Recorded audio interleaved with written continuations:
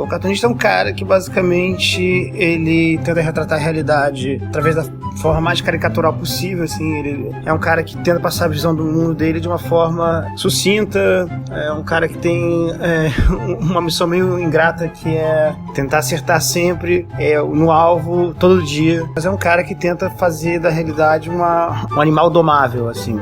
Cartunista, pra mim, é alguém que consegue colocar em traços, né, uma ideia de forma concisa. Pessoal que tem uma pegada de humor, que é um humor mais crítico, que é um humor mais reflexivo, que é um humor que pensa bastante, às vezes, nos ridículos das mazelas sociais que a gente tem no dia a dia, não só do Brasil, mas do mundo como um todo. Como é que eu vou falar? O cartunista, ele é um grande humorista gráfico, né? Ele é um cara que faz a pessoa pensar, que faz refletir através do seu humor. Ele tem uma arma na mão, né? Uma arma crítica sensacional, que é o pincel e o talento dele. E ele não tem medo de usar, não, meu amigo. O cartunista frustrado.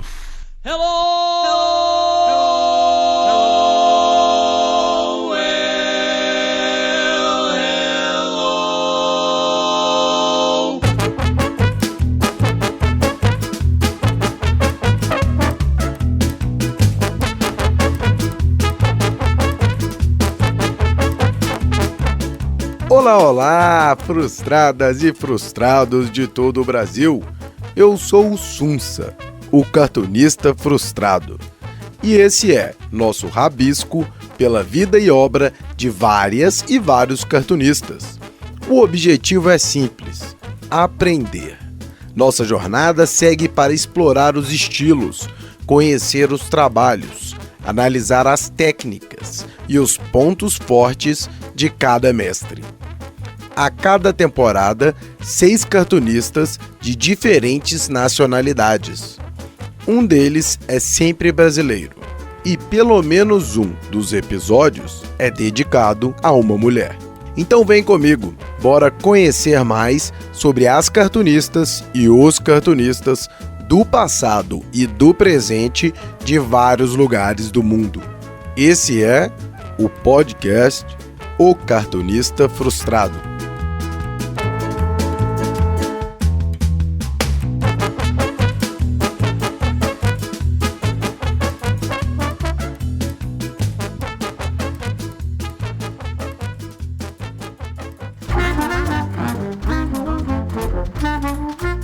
Rabisco do dia. Então eu tô falando vou falar um pouquinho do Enfio. Eu tô aqui pra falar do Enfio. Enfio era o... Enfio é um cara que, se você deixar, a gente fica falando aqui o dia todo, né? O Enfio, né? De Henrique Filho.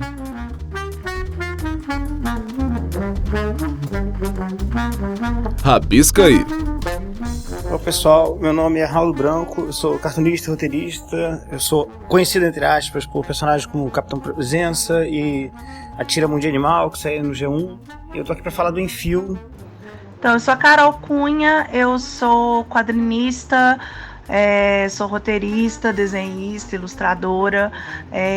Eu trabalho na Casa dos Quadrinhos também como professora, dou aula de roteiro e dou aula de história dos quadrinhos, de narrativa visual. Tenho 3 quadrinhos lançados em mídia física, né? Que é o História de Amor, que foi em 2013, o Dandelion em 2015 e o Catrinomicon, que é uma coletânea de histórias de terror em 2018 no FIC. E além deles, eu tenho alguns quadrinhos virtuais também, perdidos aí no mundo. O Valentina, que é um quadrinho autobiográfico, que foi para uma coletânea chamada Que Diferença Faz. E tô aí produzindo, ralando na vida igual todo mundo, né? Meu nome é Brum, eu sou carioca, né? Mas estou aqui no Rio Grande do Norte já tem um bom tempo, uns 12 anos, 13 anos, sei lá, tá por aí.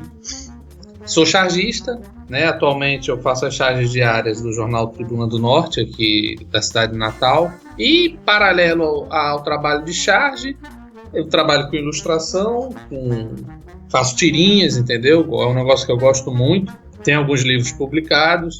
Posso depois deixar aí o nome dos livros para quem quiser conhecer. E tô nessa, cara. Tô nessa aí todo dia. O pessoal fala que tem que matar um leão por dia. Eu gosto de cutucar um leão por dia, né? Todo dia com a charge vou lá, eu cutuco alguém pra ver se faço essa galera aí refletir um pouco melhor, entendeu? Ter um pensamento crítico mais bacana. Eu acho que a gente tá precisando disso cada vez mais. Oi, eu sou a Daniela Marino, sou mestra em comunicação pela USP, integrante do Observatório de Histórias em Quadrinhos da USP também e da Associação de Pesquisadores em Arte Sequencial, a ASPAS. Eu sou editora do Minas Nerds, que é um site voltado para cultura nerd, mas sempre de uma perspectiva feminina, né? E colaboro com outros sites também, quando convidada, como Quadrinheiros e o Judão.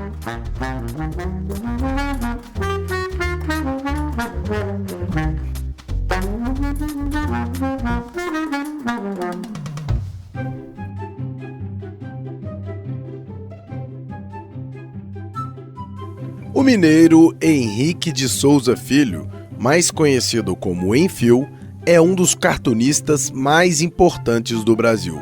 Ficou conhecido por seu trabalho no Pasquim. Ele foi um crítico ferrenho à ditadura militar. Seu humor debochado é acompanhado de um senso crítico. Ele é um autor muito conhecido pelos cartunistas, chargistas e quadrinistas, mas infelizmente pouco conhecido do grande público. O que é uma pena. São charges, tiras e cartoons extremamente atuais ainda hoje. São críticas precisas que Enfio executava com facilidade, sem medo de cutucar a ferida. É dono de um traço estiloso, próprio e único. Consegue passar mensagens profundas, com linhas simples e ideias diretas. Seus desenhos causam paixão à primeira vista, e a sua obra merecia ser republicada. Igualmente impressionante é a vida do Enfio. É uma lição de civilidade. É um brasileiro nato. Hemofílico, já começou sua jornada com uma pancada da vida. E em BH, cresceu na Praça dos Hospitais, vendo as mazelas da vida. Não é à toa o seu humor ácido e a urgência dos seus rabiscos. Em suas próprias palavras, hoje é urgente, amanhã é a morte. Enfio vivia o hoje.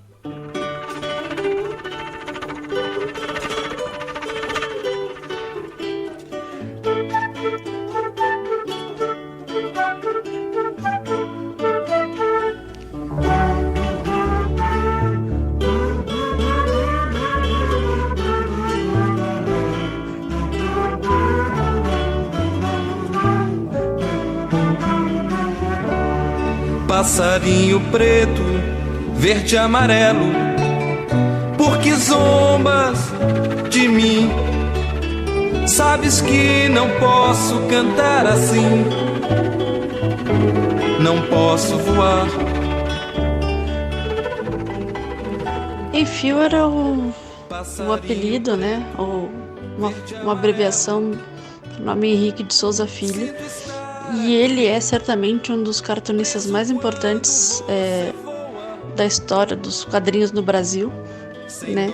Principalmente porque o trabalho dele durante a ditadura no Pasquim foi extremamente relevante, né? Para o pensamento crítico da época, para que os leitores pudessem entender o que estava acontecendo, já que em governos ditatoriais a gente tem pouco acesso, né, a certos documentos, e a arte acaba sendo uma forma das pessoas terem acesso a algumas informações. Então a importância do trabalho do Enfio está justamente na crítica que ele fazia à ditadura, e de forma extremamente bem-humorada. Ele ficou conhecido com personagens como Graúna e o Fradinho, que são relevantes até hoje. Eles são extremamente atuais. Você pode ler esses quadrinhos, essas tiras, né, as charges que ele fazia hoje em dia, e elas permanecem atuais. Aqui hoje eu vou falar do Enfield, né, desse cartunista que foi um cara que fazia isso com uma facilidade que parece sobrenatural, assim, hoje em dia você vê o número de acertos dele é inacreditável e como ele consegue até hoje, tendo acertado com muita precisão, endereçar suas críticas ao contexto da época e como essas críticas continuam pertinentes até hoje, né? Mesmo que você precise de um pouco de contextualização, você vê que as ideias, as piadas dele sempre foram muito bacanas, muito bem elaboradas. E isso é mais impressionante quando a gente vê que o traço dele, que ele mesmo falava, não um traço pobre, mas é um traço que ele mesmo chamava de caligráfico, que é quase como se ele estivesse escrevendo uma carta normal. Ele não parava muito a pensar, ele encostava a caneta no papel e basicamente só tirava quando terminava o cartoon.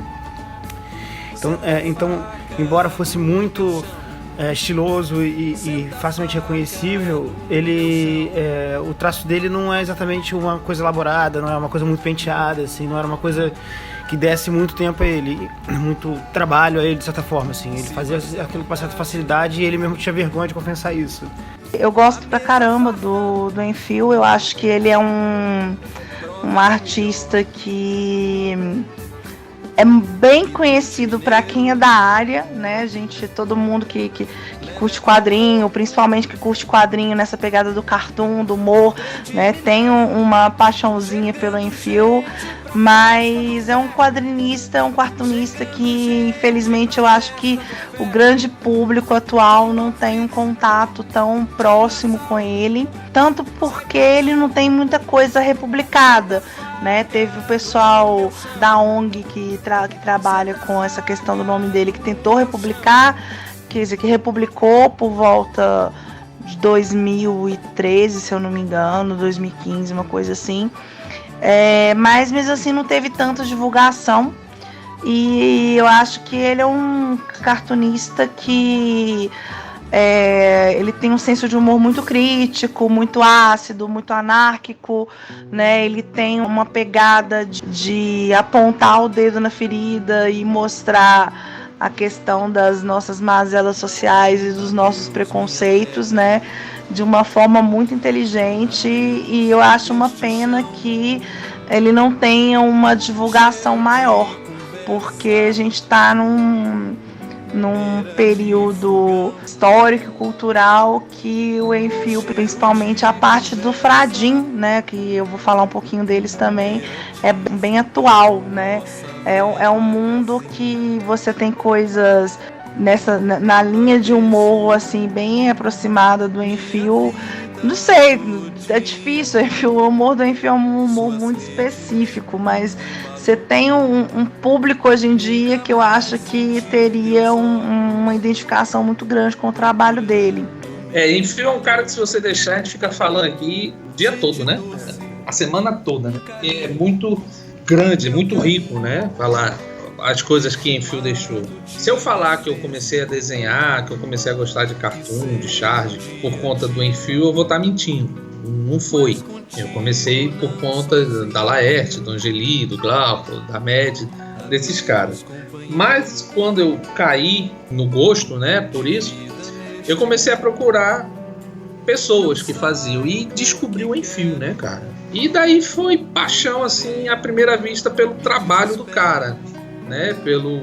Aí volta ao que eu falei da simplicidade, pela simplicidade como ele consegue passar uma mensagem e pela força que a mensagem do Enfield tem. O Enfield é um cara que morreu, né, na década de 80, e até hoje você pega um trabalho do Enfield, parece que ele tá vivo, cara, olhando a nossa realidade, entendeu? Ele é um cara que conseguia dar vida longa à charge, né? Charge geralmente é um negócio que você entende hoje, daqui a alguns dias você não entende mais, porque perdeu meio que a referência. E o trabalho do Enfield é um trabalho atemporal, cara. Você pega as críticas que ele fazia, com a força que ele fazia, e é um negócio que tá aí até hoje. Tem uns negócios que você vê do trabalho do Enfield que é arrepiante, cara. Você olha, dá ódio, não dele, mas do que ele tá criticando. Você tá entendendo? Você às vezes só é contra, você discorda daquele negócio que ele também discorda e faz a crítica. Só que depois que você vê a crítica dele, vira ódio, mano, pela profundeza que o cara consegue passar. E aí depois, por essa paixão que eu tive do trabalho dele, eu comecei a querer saber da vida dele. Comecei a ler muito, fazer pesquisa, ver documentários sobre a vida do Enfield. E aí, meu amigo, aí é surreal. Esse cara, ele tinha que ser matéria nas escolas, você tá entendendo? Para a pessoa poder aprender um pouco sobre civilidade, sobre o que é ser brasileiro.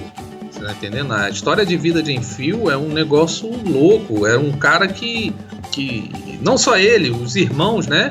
Eu outro dia tava conversando com o filho dele veio aqui para Natal para dar uma palestra, aí eu conheci, e eu falei, cara, que criatura maravilhosa devia ser a sua avó, porque pegou 3 meninos, né? O Enfield, o Betinho, o irmão lá que era músico, que tinha tudo para ser pessoas assim, Chico Mário, exato, que tinha tudo para ser pessoas, como é que eu vou falar? Que já começaram a vida ganhando porrada, né? Devido à doença, né? Hemofilia. E, no entanto, ela criou 3 gênios, cara. Cada um na sua área. Chico Mário na música, Enfield no papel e Betinho, o sociólogo que ele foi. Então, tu imagina a educação que essa mulher deu para esses meninos. Você imagine que mulher maravilhosa era essa mãe, né? Do Enfield. Você vê que ele pegou toda essa porrada que a vida deu, né, para ele, e pelo medo, né, você lê umas biografias que às vezes dizem que parecia que ele tinha o medo, né, de não estar mais aqui, né, ele sabia que podia morrer a qualquer hora, então tudo dele era muito intenso, ele sabia que podia não acordar para falar o que ele queria falar, então ele falava tudo ali numa intensidade que foda-se o amanhã, já que para ele não tinha um amanhã, né, de certa forma, ele viveu o hoje.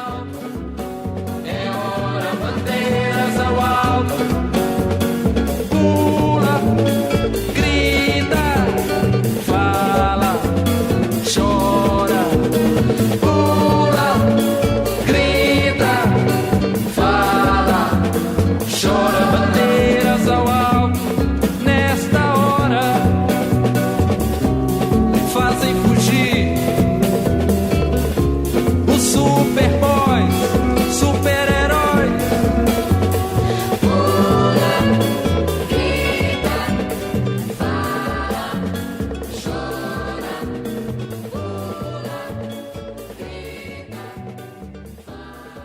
Jovem em Belo Horizonte, começou a fazer cartoons. Iniciou na revista Alterosa como revisor e recebeu de Roberto Drummond, o editor da publicação, uma chance. É aqui que surgem os Fradins, que viriam a se tornar os porta-vozes da insatisfação do Enfield e das pessoas em geral. Insatisfação política, principalmente durante a ditadura, mas também críticas aos costumes da sociedade.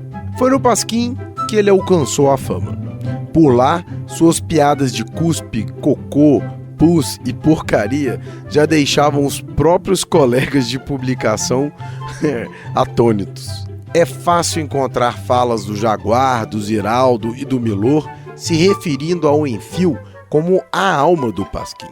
Sacode essa merda, seus bunda mole, ele costumava dizer. Com a graúna, Capitão Zeverino e o bode Orelana, ele criticou o contexto político da época e apontou a dualidade do Sul versus Nordeste do Brasil. E com o baldo paranoico, ele denunciava o medo.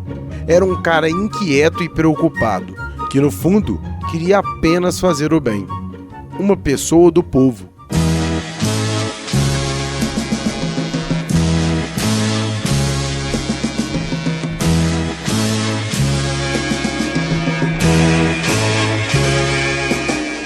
Caminhando contra o vento, sem lenço, sem documento, no sol de quase dezembro, eu vou.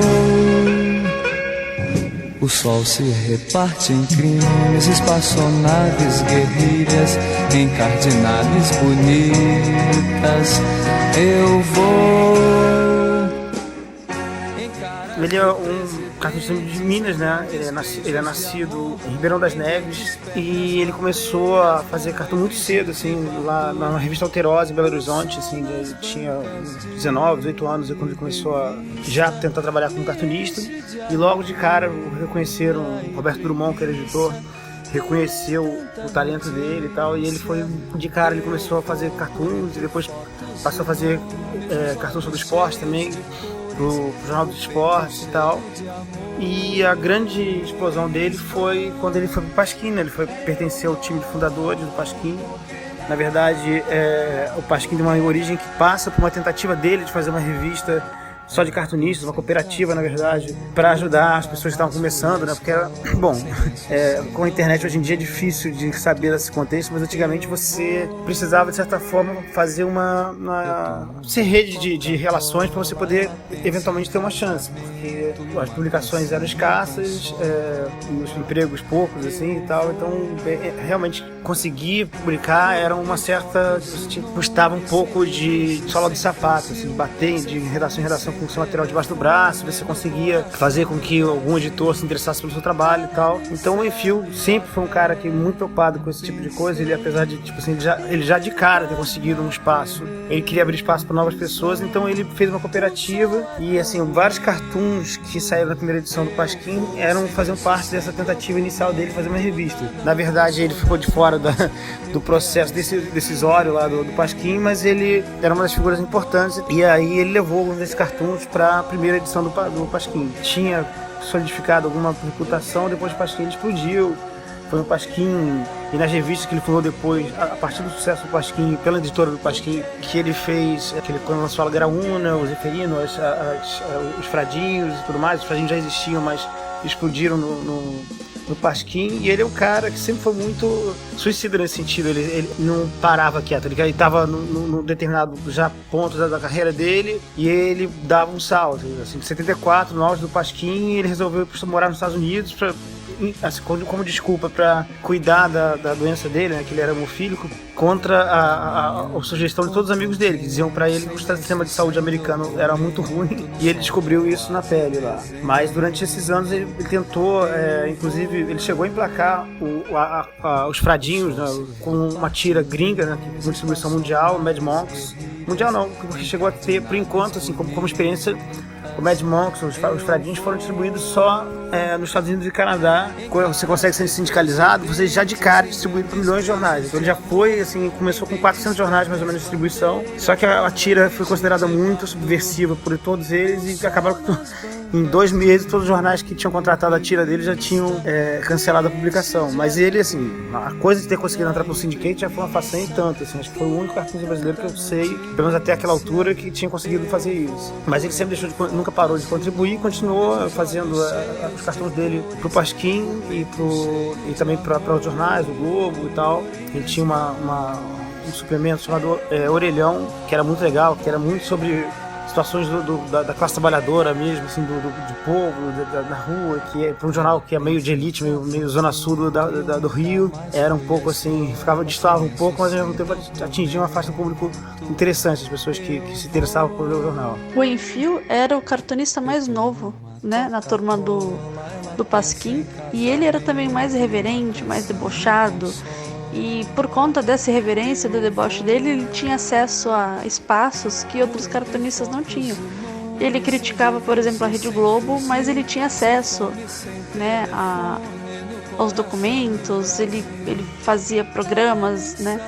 Então, ele, com o jeito debochado dele, ele conquistou muita gente em espaços que nem sempre os cartunistas eram bem-vindos. Ele conseguiu driblar a censura, né? Porque muitas vezes os próprios censores não entendiam a crítica, né, que tinha no trabalho dele.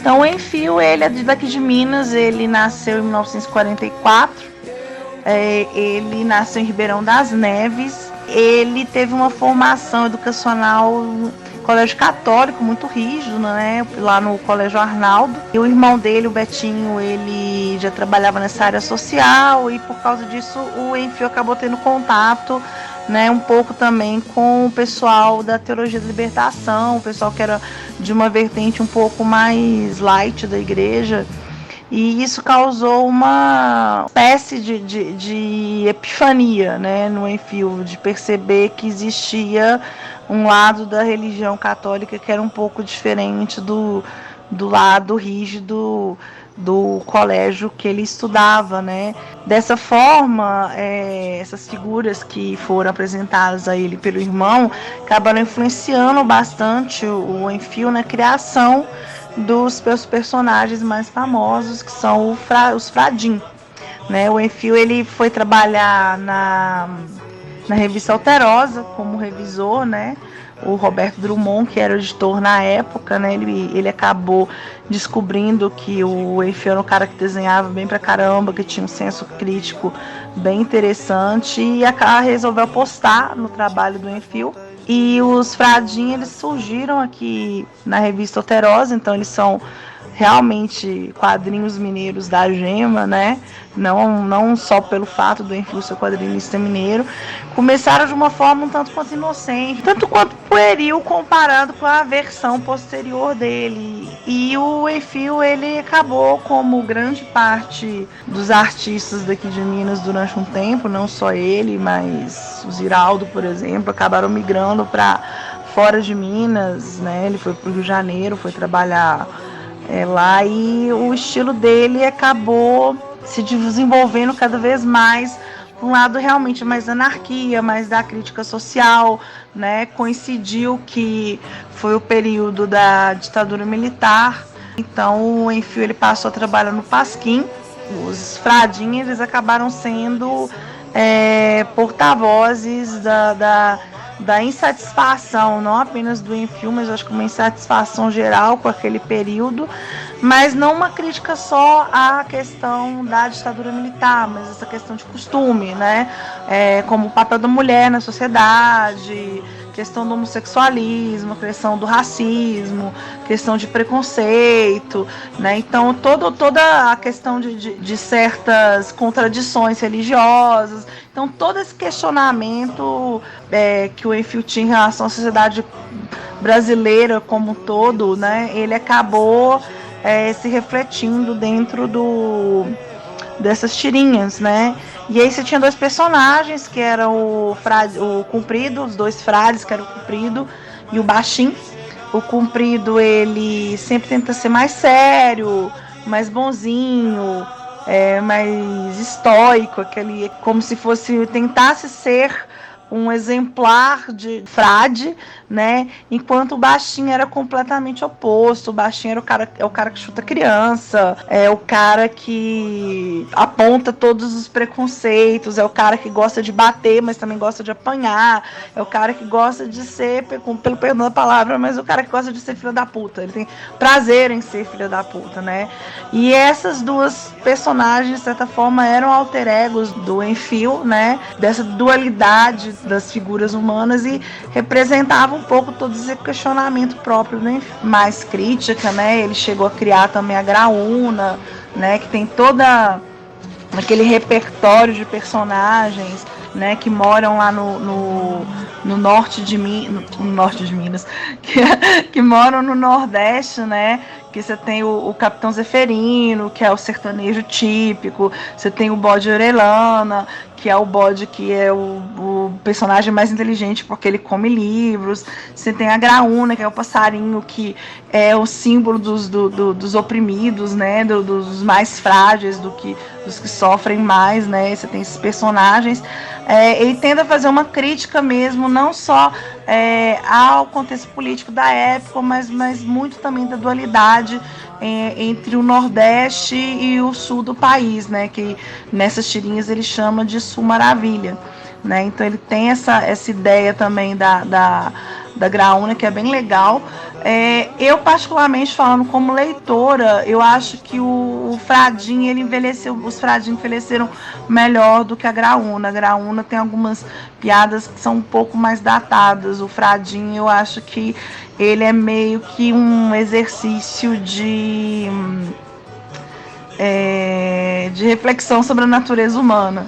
Eu acho que pode parecer conversa de fã, mas eu acho que quem já leu o Enfield consegue compreender que por trás de toda essa anarquia, esse escracho, tem uma reflexão sobre essa natureza humana, como que a gente pode ser um pouco estúpido várias e várias vezes por motivos muito insignificantes, né? Não, eu sou apaixonado pelo cara. Sou apaixonado mesmo assim de carteirinha. E eu tive uma sorte. O que acontece? Eu trabalho no jornal, né, onde ele foi chargista. Então, o jornal que eu trabalho, ele foi, né, chargista também lá. Ou seja, eu tô no cargo dele. Imagina aí para um cara que é fã do cara, saber que você tá ali onde era ele antes, você tá entendendo? Claro que depois dele passaram vários outros talentos, mas, mano, um dia Enfiu teve ali no lugar que eu tô, cara. É do caralho. Opa, desculpa aí a palavra, mas é o que é do caralho mesmo. Eu tive o prazer de conhecer pessoas que fizeram parte da vida dele aqui, você tá entendendo? Pessoas que eram amigas dele, que você lê qualquer biografia, tem lá essas pessoas, e de repente eu conheço essas pessoas, eu pergunto sobre ele, isso é sensacional, cara, e você vai cada vez descobrindo mais. Você pega um negocinho aqui que não tem biografia nenhuma, e a pessoa fala, mas pô, foi Enfiu que me deu força para poder engravidar, que eu não podia engravidar, que eu tava meio deprimida, mas é a conversa que ele me deu. Aquela história dele com a sobrinha dele, não sei se você sabe, de mandar notícias para os pais delas que estavam presos, que ele fazia os anjinhos, né, no topo da página, falando, hoje fulaninho, eu esqueci o nome dela, eu acho que era a cunhada dele, ou o cunhado, não lembro qual que era, que foi preso, né, o casal foi preso na época da ditadura, e tinha essa menininha bem novinha, e quando foram presos, parece que Enfiu pegou para criar a menina enquanto os pais estavam presos. E nessa época, as pessoas presas lá não tinham notícia de nada. E eles preocupados em saber sobre a filha, se a filha estava bem, como é que a filha estava vivendo sem eles. Não sei como conseguiram fazer uma assinatura do jornal que Enfiu trabalhava, uma assinatura, ou sei lá, fizeram um jeito para esses dois presos receberem esse jornal. E todo dia Enfiu botava, todo dia, volta e meia, um anjinho no topo da página. Hoje fulaninha leu, sei lá, comeu seu primeiro feijãozinho. Hoje fulaninha aprendeu a falar papai. Coisas que talvez pro leitor, que não sabia disso, podia ser uma besteira. O que tem a ver essa criancinha? Mas o Enfiu arriscou, cara, que se dane o que iam pensar dele, só para fazer bem a essas duas pessoas, cara. Você tem noção do que é isso? O cara pegou um espaço que era um espaço nobre na época, né? A gente está falando de uma época onde o jornal tinha uma força, muita gente hoje nem consegue imaginar, porque a internet, esse negócio vieram e acabou com a força do jornal. E ele pegou o espaço nobre dele para fazer o bem, cara. Ele tá cagando se isso ia botar em risco o trabalho dele, se ia ter muita gente que não ia entender e ia acabar criticando ele não tava nem aí. Para ele o mais importante era fazer esse bem, você tá entendendo? Foi só para duas pessoas, não interessa, foi para alguém, cara, entendeu? Esse era o Enfiu, esse era o cara que eu admiro, você tá entendendo? Roda gigante, roda moinho, roda peão, o tempo rodou num instante nas voltas do meu coração. A saia pulada, não quer mais rodar meu sonho. Não posso fazer serenata, a roda de samba acabou.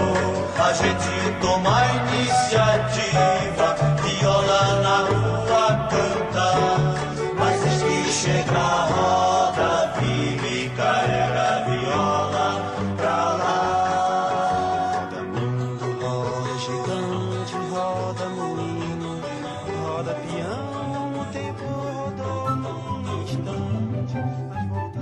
Eram muitas ideias, muito rápidas e muito boas. Ele sentia urgência, e isso influenciou seu traço. Suas linhas são nervosas, ágeis, rápidas e precisas. Seu compromisso é com a ideia, e para isso Enfiu não media palavras. dizia o que pensava. O desenho, para mim, é um esboço de vida, disse em uma de suas várias entrevistas. Enfio nos ensina a como ser mais humanos. Seus desenhos mostram a força de uma crítica e a urgência de uma mudança. Um traço complexo, mascarado de simplicidade. Ele se comunica bem e com pouco. Uma pessoa ligada ao Brasil, preocupada com os oprimidos, que sempre pensava no povo que sofria e que queria melhorar o país.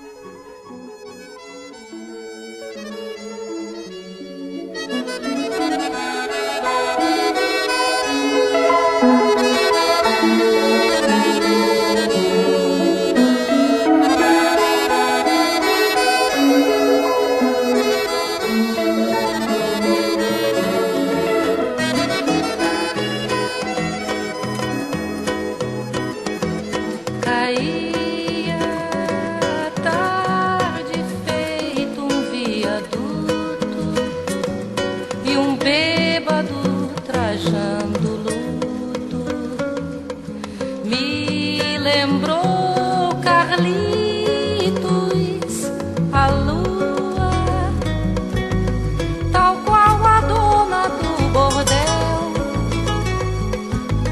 pedia a cada estrela fria. O documentário que saiu recentemente, produzido pela, dirigido pela Angela Zoe, do Documenta Filmes, traz bastante essa visão dele, dessa urgência que ele tinha, porque ele, assim como os irmãos dele, ele era hemofílico. Então, ele tinha limitações, ele tinha condições de saúde que faziam com que ele tivesse uma certa urgência na vida, né? E essa urgência fazia com que o traço dele fosse extremamente, digamos assim, era um traço bem cartunesco, era como se fosse uma coisa assim mal acabada, né? E era assim porque ele queria que fosse assim, ele estava mais preocupado em passar a mensagem, não exatamente em aperfeiçoar o traço dele. Mas apesar disso, né, a mensagem dos seus quadrinhos e das suas charges eram e são ainda extremamente fortes, né? E esse documentário produzido pela Documenta Filmes, que ainda está nas salas de cinema e brevemente vai poder ser conferido no próprio YouTube, ele aborda justamente o fato de que as pessoas da geração atual, pessoal de 20 e poucos anos, conhece, assim, reconhece alguns trabalhos dele, mas não sabe quem foi Enfio, não sabe por que as pessoas morriam de hemofilia, né? Até o início dos anos 90, quando a gente ficou sabendo da AIDS, né? Do vírus HIV, não se tinha ainda procedimentos e protocolos que evitassem o contágio de HIV para pessoas que precisavam de transfusão de sangue, né? No caso, os hemofílicos. Então ele foi contaminado por HIV, assim como os irmãos dele, e assim como várias outras pessoas famosas também, e acabaram contraindo AIDS. Ele era muito inconformado. Ele era muito inconformado. Não sei se devido à doença dele, ele tinha isso no sangue dele, de não se conformar com nada, cara. Agora, que bom que ele usou isso pro bem, né, cara? Ele podia estar se metido com política aí e ser mais um, né? Porque força para isso ele tinha. Ele podia muito bem se candidatar, virar um deputado. Hoje em dia podia ser um velho ladrão aí, que nem esse monte de gente que a gente vê. Mas não, ele preferiu lutar da maneira certa. O principal que a gente tem que aprender com o Enfio é como ser humano. Ponto. Você vai ver o cara, você aprende a ser uma pessoa melhor. Isso é sem dúvida. E com relação aos desenhos dele, é você saber que a força que a crítica tem que ter. Você não pode fazer uma criticazinha a arroz com feijão. Você já tem que chegar dando uma voadora nos peitos. Mano. Você já tem que fazer uma crítica para poder mudar o que você quer mudar agora. Não é um negócio que tem que ser a longo prazo. Não, vamos mudar isso agora, porque pode não ter o amanhã, né? Para ele isso era uma realidade, não era só uma metáfora. Mas é perfeito isso. Vamos mudar algo agora, cara. A gente pode não ter tempo para mudar depois. E você via isso no trabalho dele, você via essa força, né? Ele não falava só por falar. Por exemplo, a vinda dele aqui pro Nordeste foi meio que ele queria conhecer, tipo assim, como é que eu vou falar do sertão, falar do homem lá do Nordeste, aqui do Sul. Tipo assim, ele achava que ia ser falso, né? Se ele fizesse isso. Tanto que ele veio, tanto que quando o Natal começou a mudar, começou a crescer, né? Começou a ter a novela das 8, como dizem alguns textos. Ele, porra, não é mais o que eu queria saber, vou para outro canto. Você tá entendendo? Ele tentou, e ele não se conformou só com o Brasil, né? Que tem a história dele lá nos Estados Unidos também, que ele tentou dar as caras lá. É uma inspiração de vida. Pra mim, dessa galera toda aí, de cartoon, de charge, de crítico, eu não vou ficar nem só no cartoon e na charge, vou ficar nos críticos, né? De pensadores, pra mim ele tá no topo, cara. Não tem ninguém acima dele não, na minha opinião. Sou fã mesmo, sou babão mesmo, sou declarado fã de Enfield, entendeu?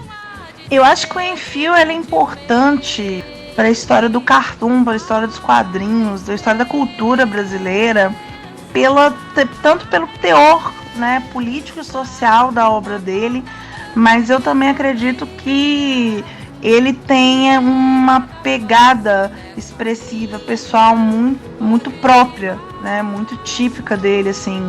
A forma como ele trabalha o desenho, a forma como ele trabalha a caricatura, com poucas linhas, mas linhas extremamente expressivas. Ele é um cara assim que ele sabe trabalhar uma expressão corporal de uma forma assim muito fluida, muito clara, muito expressiva, eu sei que eu tô repetindo expressiva, mas é um negócio assim que chega a ser impactante, porque quem vê o traço do Enfield e acha que é um traço simples ou acha que é um traço simplório, tá muito enganado. Eu acho que o Enfield, uma das coisas que mais me chama a atenção no trabalho dele, que mais me faz ser apaixonada pelo trabalho dele, além da questão dessa crítica social, é essa expressividade, essa facilidade genial que ele tem de se comunicar com poucas linhas, sabe? É um cara que sabe trabalhar muito bem a questão da Gestalt, a questão de trabalhar o fechamento da forma, né? E eu acho o trabalho dele, exatamente por isso, o trabalho gráfico dele, exatamente por isso, extremamente maduro. Eu acho que é um nível de um nível artístico muito difícil de conseguir, né? É um cara que, como poucos, eu não consigo assim lembrar de cabeça um artista que tenha essa capacidade do Enfield. Eu acho que é muito difícil chegar nesse nível que ele tá de expressividade. Fantástico. Eu acho que o Enfield ele tinha que ser estudado no design, no quadrinho, na semiótica, por aí vai, porque ele é um cara muito bom mesmo. É lamentável que ele ainda não esteja ainda entre nós. Eu acho que ele teria muito que contribuir. Isso é importante porque ele é um cara daqueles caras que não tem vergonha do Brasil, assim. Ele é um cara, tipo, o Brasil matou ele de certa forma, né? Ele morreu em consequência da contaminação com o vírus da AIDS, por conta do sistema horrível das transfusões de sangue aqui no Brasil. Ele foi contaminado por um lote de sangue contaminado. E enfim, é um país que ele sempre teve ligado às mazelas, sempre causou horror. É um cara que comentava muito sobre a indústria da seca no Nordeste, no Norte de Minas e tudo mais. Mas ao mesmo tempo ele era completamente brasileiro, ele era completamente apaixonado do Brasil, então os temas dele eram muito... ele não tinha nenhuma vergonha em ser 100% brasileiro, em tratar do Brasil na obra dele e tal. Então um cara que tipo... ele é completamente ligado a esse país. Assim, eu acho que talvez um dos motivos porque o Mad Monks não tenha traduzido tão bem para fora é porque ele realmente... as coisas que ele criticava, o dedo que ele botava na ferida brasileira, assim, era muito particular e muito difícil de explicar para quem não tem essa noção do que o Brasil é. E mesmo assim ele seguiu um cara apaixonado, um cara que sempre se preocupava com o oprimido aqui no Brasil. O cara sempre fez os cartoons e sempre fez suas campanhas, sempre escreveu seus textos pensando no cara que sofria, no cara do povo e tal. E como assim, a gente não mudou, não melhorou muito da época da ditadura para cá em termos da inadequação de tudo, da injustiça social e tudo mais. Ele, assim, tudo que você lê dele agora, tudo que você olha da obra dele ainda tem uma pertinência muito, muito, muito sinistra, assim. Tem vários trabalhos dele que eu gosto muito, assim, mas eu diria que o Zeferino, né, a Graúna, os personagens que falam sempre sobre essa seca no Nordeste e tal, que é ele transformava o Nordeste num lugar mítico, assim, e tal, e o Sudeste num lugar onde seria uma espécie de paraíso para qual esses personagens nunca cruzavam e tal, quase uma metáfora como do paraíso dos cristãos, assim, etc., pro inferno da seca e tal, para essa vida melhor que nunca vem. Então eu acho muito relevante até hoje, assim. Ele não era só para falar sobre o problema da seca, sobre o problema da Sudene, dos poços construídos nas fazendas dos coronéis e tal. Era mais que isso, era uma metáfora do Brasil, era maravilhoso, assim. Acho que eu gosto de tudo, assim. Eu gosto muito dos personagens que são muito datados, como por exemplo o Baldo Paranoico, que era um personagem que tinha medo da ditadura, então ele achava que qualquer amigo dele podia ser um delator e tudo mais. E também gosto muito do Caboclo Mamador, que era uma espécie de zumbi que chupava cérebros das pessoas que ele achava que tinham se conectado ao sistema, se vendido para a ditadura. Eu gosto muito desse, mas eu acho que o Zeferino, os Graúna, o Bode Orelhano, esses três personagens que fazem esse retrato do Brasil são os mais importantes, assim. Ele faleceu em 88, né? Bem jovem, acho que tinha 40 e poucos anos. E ele ficou imortalizado, né? Numa música da Elis Regina. Ele aparece também na biografia dela, porque ele tinha uma sessão no Pasquim onde ele costumava enterrar as pessoas que ele ficava com raiva, né, na tirinha. E depois de ter visto Elis Regina cantando o hino nas Olimpíadas militares, ele ficou muito bravo com ela e enterrou ela. E ela foi tomar satisfação com ele e depois eles acabaram se tornando grandes amigos. E o Enfio, inclusive, dá nome a várias gibitecas no país, né? Sendo uma delas em São Paulo, no Centro Cultural Vergueiro, que é a maior gibiteca do Brasil, com o maior número de visitantes, maior acervo também, né? E ela homenageia ele.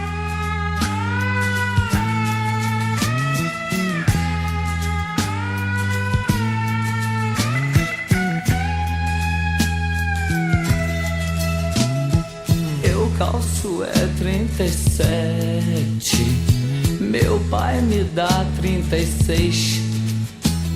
Dói mais no dia seguinte, aperto meu pé outra vez. Eu aperto meu pé outra vez. Pai, eu já tô crescidinho, pague pra ver que eu aposto. Escolher meu sapato e andar do jeito que eu gosto, e nada do jeito que eu gosto. Por que cargas d'águas você acha que tem o direito de afogar tudo aquilo que eu sinto em meu peito? Você só vai ter o respeito que quer na realidade no dia em que você souber respeitar a minha vontade. Meu pai, já tô indo me embora. Quero partir sem brigar, pois eu já escolhi meu sapato, que não vai mais me apertar, que não vai mais me apertar. No meu entender, o humor é para libertar, é um desafogo. Assim dizia Enfield. E assim era. Sua mensagem era direta e gritava. Pouco texto, poucas palavras e direto ao ponto. Sua crítica era afiada. Um cartunista que não criticava por criticar. Ele tinha bagagem e não tinha medo de enfrentar o que tivesse que enfrentar. Ele não se intimidava, não fugia de assuntos polêmicos. Foi uma vida repleta de lutas. Um cara muito além de seu tempo.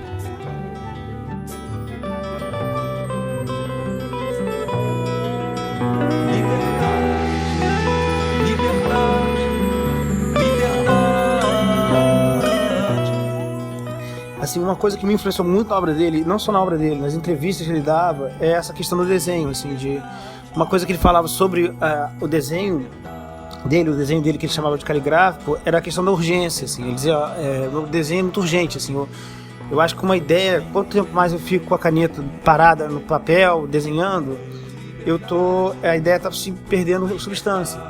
Ela está se diluindo e tal. Então, para mim, o quanto mais rápido eu puder me livrar da ideia, mais ela vai ficar traduzida humoristicamente nesse quadrinho, nesse cartoon. E é um pouco como eu faço, assim, eu sempre tive uma certa preguiça do desenho, no sentido de, se eu preciso elaborar demais, eu acho que talvez a piada não é... Eu preciso desenhar muito cenário, muito contexto para a piada funcionar.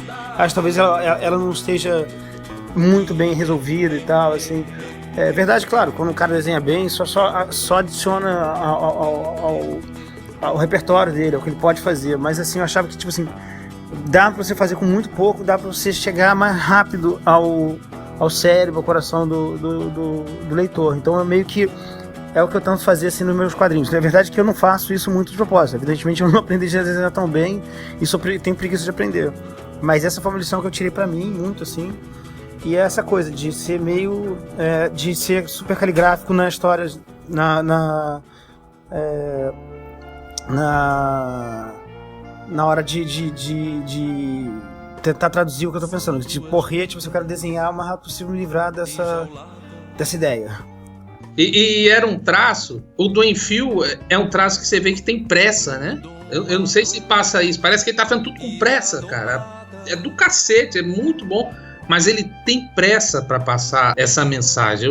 Os desenhos dele gritam, cara, não falam. Eu não consigo ler vendo ali um diálogo normalzinho, sabe? Um tom de voz normal. Parece que eles estão gritando, que eles estão protestando o tempo todo. É um traço de protesto.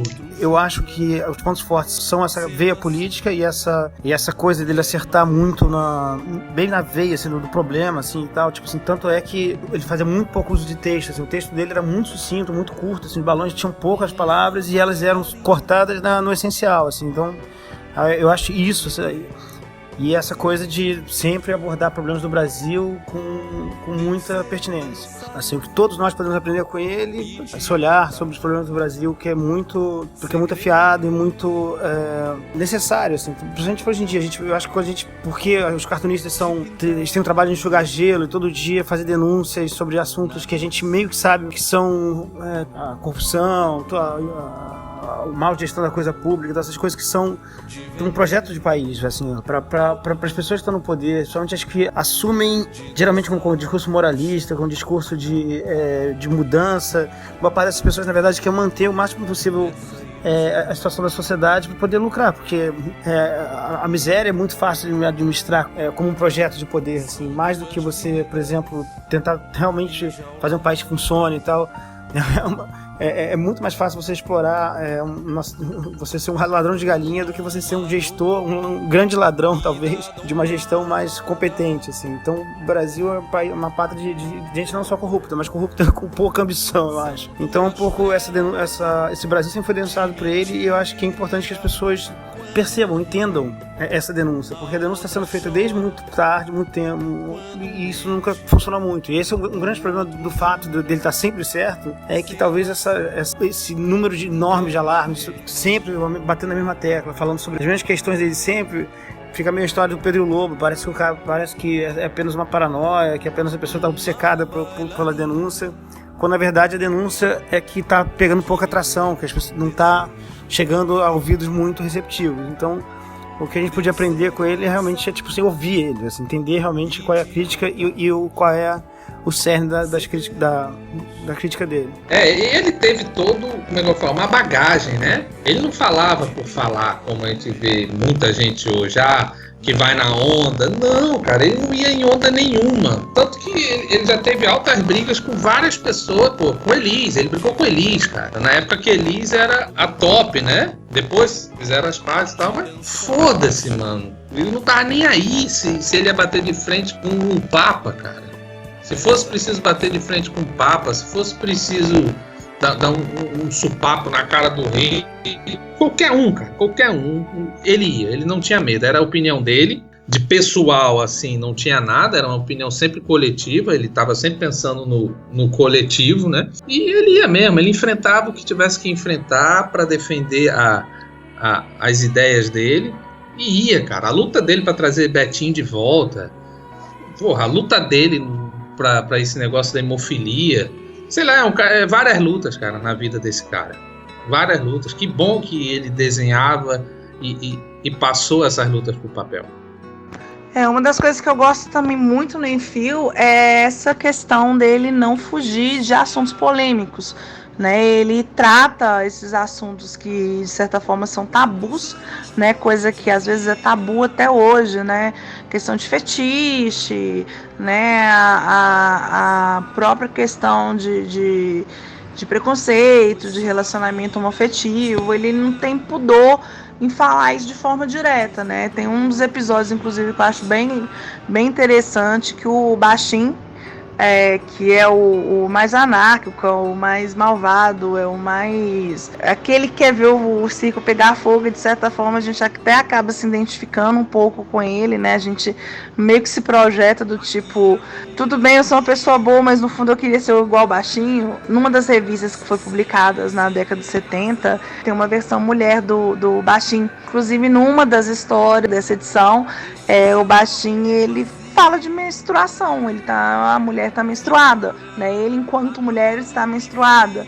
E é engraçado, porque até hoje em dia a gente tem esse pudor, esse tabu de falar sobre menstruação, que é uma coisa super, ultra, mega comum. Toda mulher menstrua, né? Pelo menos a maioria das mulheres menstruam, e não apenas mulheres, né? Se a gente pensar hoje em dia também, todas as pessoas que têm útero menstruam, né, ou tem potencial para menstruar. Até hoje a gente tem essa coisa já vista. A Maísa, um tempo atrás, que comentou no Instagram, no Twitter dela, que que bom que no ano novo eu não vou menstruar, e a internet caiu em cima dela, e o Enfio, ele não tinha medo de trabalhar com esse tipo de temática já na década de 70, né? Então ele trabalha muito com essa ideia de que a gente tem que olhar também para esse lado B da vida, que é um lado natural, que é um lado que às vezes a gente... Ele aponta muito essa ideia de que certos pudores, certos tabus que a gente tem são ridículos de se ter, né? Então ele é um cara muito além do tempo dele. 5 de fevereiro de 2019, Henrique de Souza Filho faria 75 anos. Como você faz falta, hein, Phil?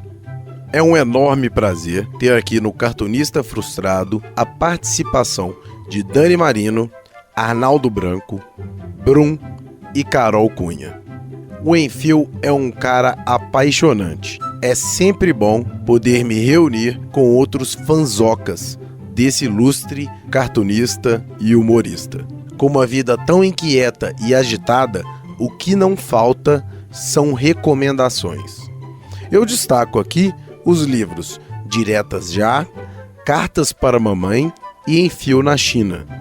Além, é claro, das fundamentais recomendações dos convidados. Eu recomendo que as pessoas procurem esse documentário da Documenta Filmes, né? Enfio, o filme. E material sobre ele também é bem acessível, bem fácil de encontrar. Há muitos trabalhos acadêmicos também sobre o Enfio. As tiras dele são atuais até hoje, né? Vale muito a pena conferir as tiras, que são bem fáceis de encontrar também. Bom, recomendações do Enfio, eu recomendo muito não só o material de cartoon e quadrinho, mas também as coisas que ele escrevia, as colunas. Eu gosto muito de um livro de cartas, do período que ele morou nos Estados Unidos, que ele mandava cartas para amigos dele e depois ele publicou.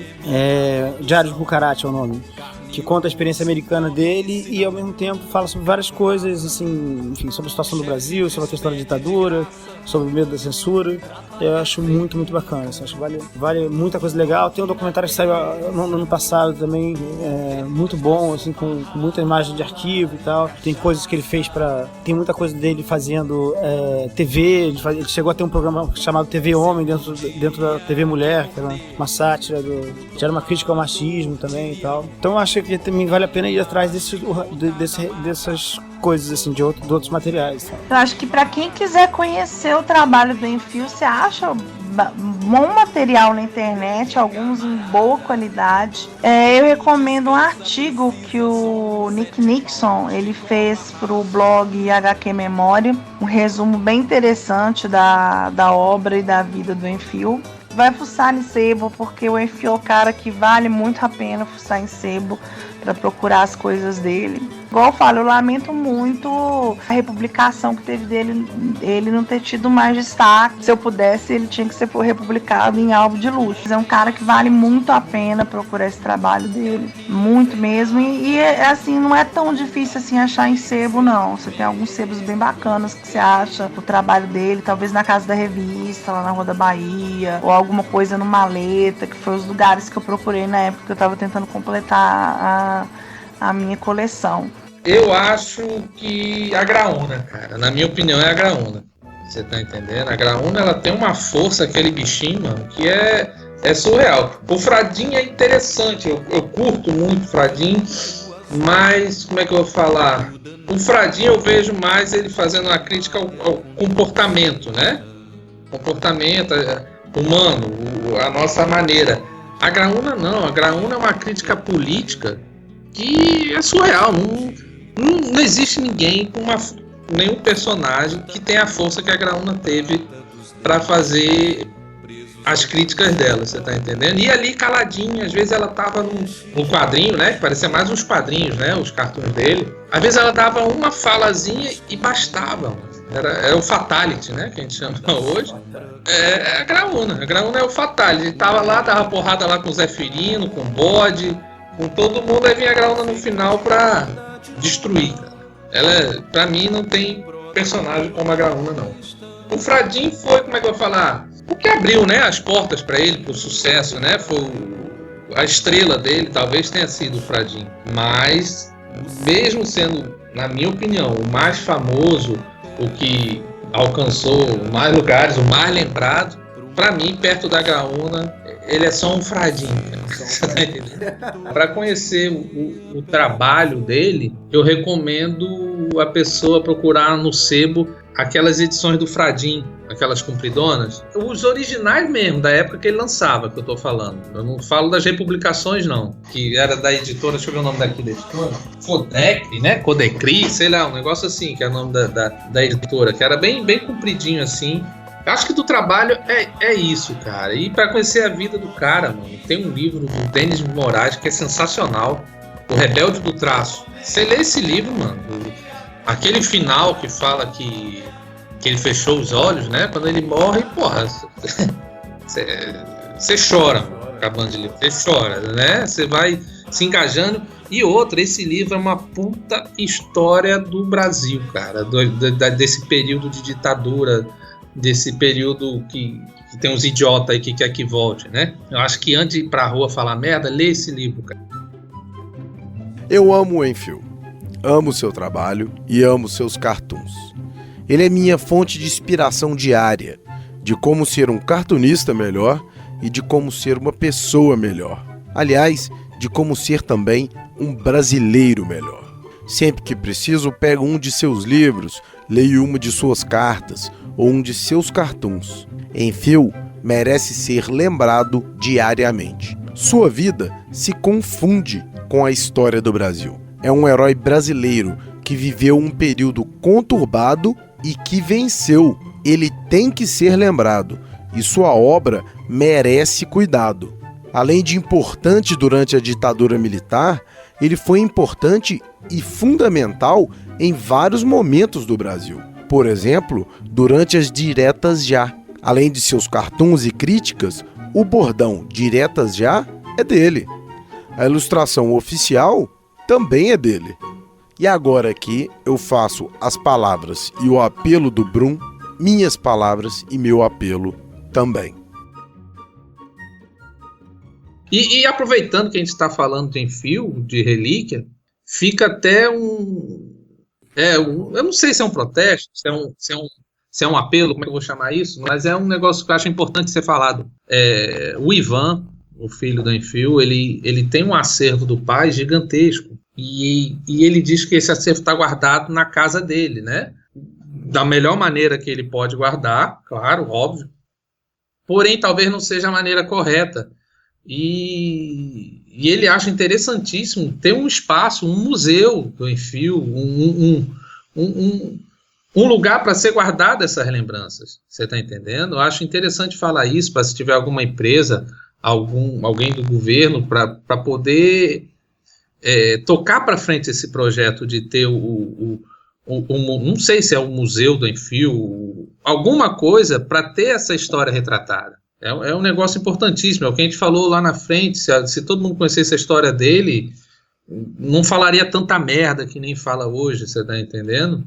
Então eu acho bacana levantar essa bandeira de ter esse espaço com essas memórias do Enfield. Eu tenho certeza que o Ivan, um dia que isso acontecer, ele vai ficar feliz demais com isso, entendeu? O carinho que ele tem pelo trabalho do pai, o respeito que ele guarda as coisas. Eu acho bacana se tiver alguém ouvindo que tem um poder aquisitivo, que tem um conhecimento que possa fazer isso acontecer, né, esse espaço acontecer. Eu acho interessante, cara. É um dos grandes personagens brasileiros. Quem são os personagens brasileiros? Quem são os heróis brasileiros? Não tem, você tá entendendo? Não tem, são poucos, cara. E os poucos que tem, se você for ver na história do nosso país, a grande maioria nem brasileiro é português, é espanhol, são pessoas que vieram de outro canto e fizeram história. E o Enfield não, o Enfield ele é um brasileiro que estava ali presente num período da nossa história que não devia nunca ter acontecido, né? Que foi um período da ditadura terrível.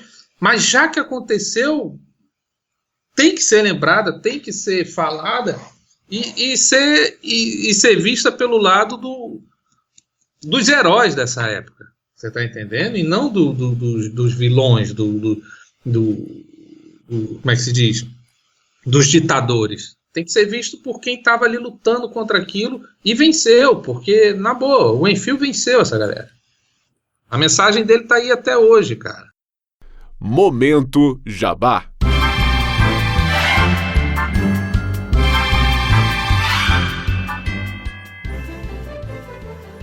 E quem quiser acompanhar o meu trabalho, eu publico mais no Minas Nerds mesmo.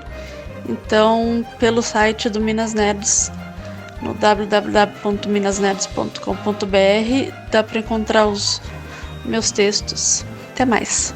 Eu tô mais hoje em dia, eu tô meio semi-aposentado de cartoon, quadrinho, mas eu tô fazendo muita coisa de roteiro e tal, então eu recomendo vocês, as coisas que eu escrevo. Assim, eu sou roteirista do Greg News, programa do Gregório do V sobre política.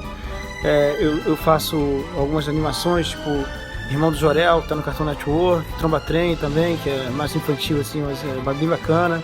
Então é isso, assim, tipo, procura meu nome no IMDb, tem algumas referências das coisas que eu faço, tá bom? Então agradecer então, a oportunidade de falar sobre o Enfio, que é um cara que realmente me moldou como artista. E é isso. Um abraço aí pra todo mundo aí. Tchau. Então é isso, cara. Quem quiser conhecer meu trabalho como chargista, eu tô lá no Facebook, procura lá a página Chargista Brum. Eu publico todos os dias quando eu faço uma charge nacional, eu boto lá.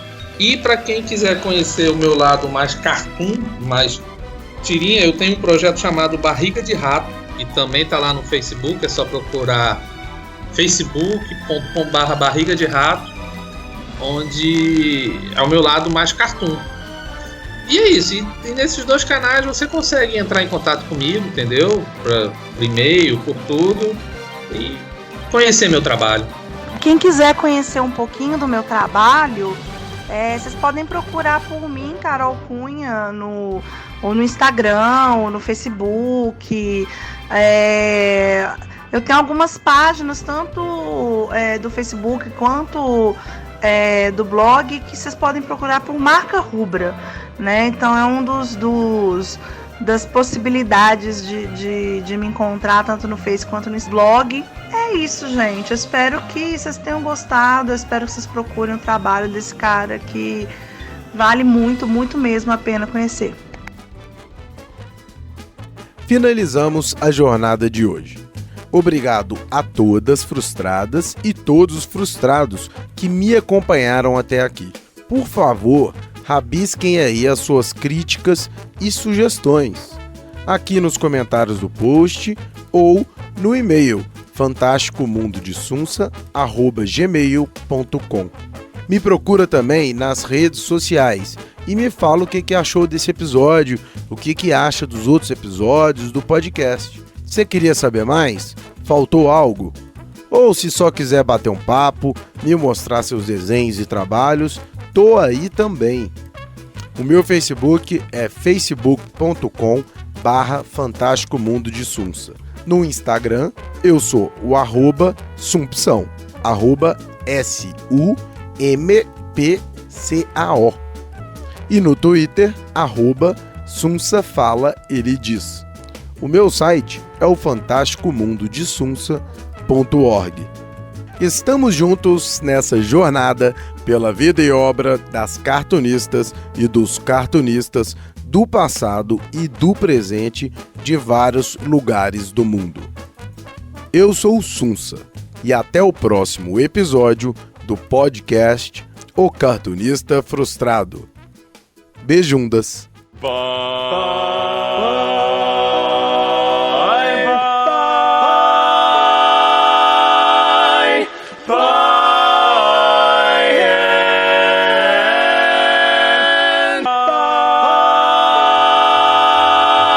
Esse foi o Cartunista Frustrado.